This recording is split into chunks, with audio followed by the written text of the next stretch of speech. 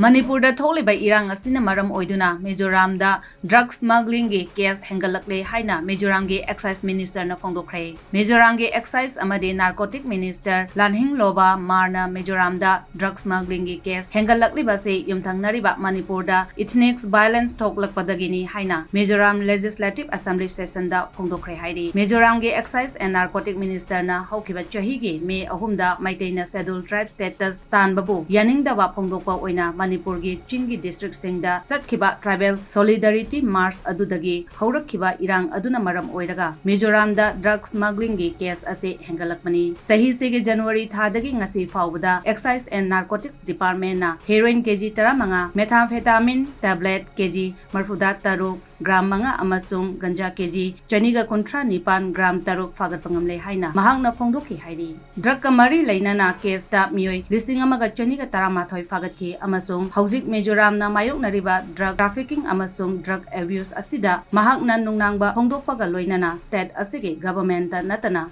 NGO church amadi miyam punna honaduna drugs ki mayokta thengnaba mathau tai hainasu mahakna house ta thamki hairi